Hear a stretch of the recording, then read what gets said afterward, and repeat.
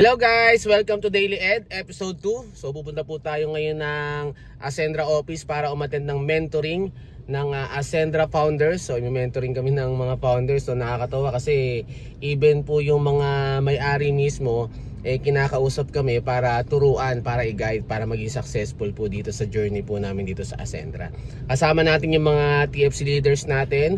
Tapos may switch on din doon, itur ko rin kayo sa office. Tapos mag-interview po tayo ng mga mangilan-ngilan na mga OFW na nakapag for good dahil po sa negosyo po na to. Okay, tara, samahan niyo ako guys. Let's go!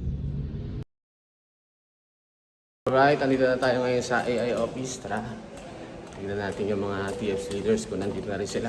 Let's go! Tara, let's.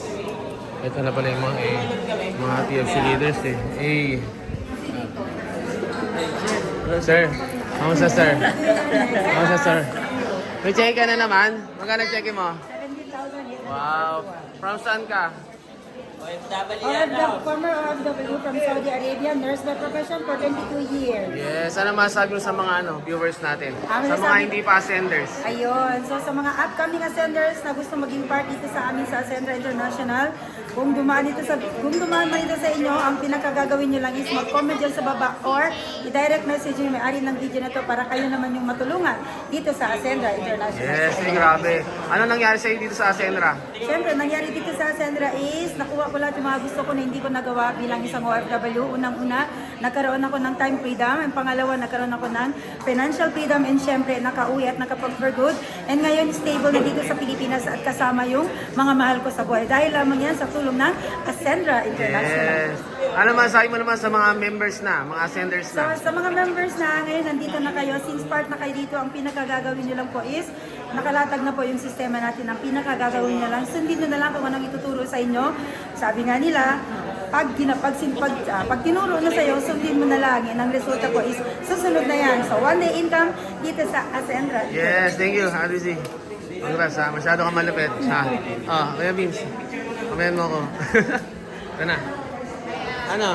Malapit? Kamusta? Nentuhan tayo ha? Nag-vlog ka na? Hindi ako nag-vlog, nag-video lang. Iba yung vlog sa video. Hello. Yan, tara guys. Okay, ito yung mga members natin, mga ascenders. Pala si Kuya Mark. Uy! Kamusta? Dito kayo? Uy! Kuya Mark. Yan. Bati ka naman. Yan. Saan po? Anong background mo, Kuya Al? Ayan, ako po si Al, Air Force by profession po. And full time na po natin ginagawa itong Ascendra International. Kaya kung ikaw, wala ka pa dito sa Ascendra International, subukan mo lang ito. Yes. Let's go! Thank you. Ito naman yung natin, seminar office natin guys. Ayun. So, let's go. Kasama natin na ating TSO, Joseph Lee. Guys, nandito tayo ngayon sa boardroom. Kasama natin mga TFC leaders. So, waiting kami kay Ma'am Francesca para i-mentor kami at i-update kami sa mga mangyayari sa Ascendra. Excited na kami kasi malapit na ang aming grand launching. Kawin naman kayo guys.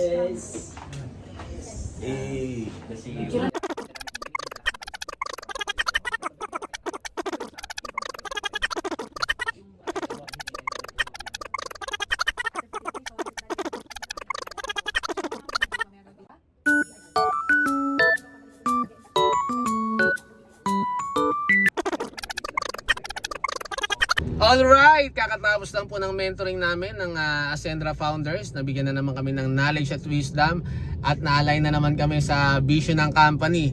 At we are excited na sa gaganapin po ng grand launching po sa February 8. Asya, pauwi na tayo ngayon at hahataw pa tayo para syempre maraming tanim, para maraming enrollment at para maraming matulungan na magbago din po ang buhay po nila. Okay, so see you guys! Thank you!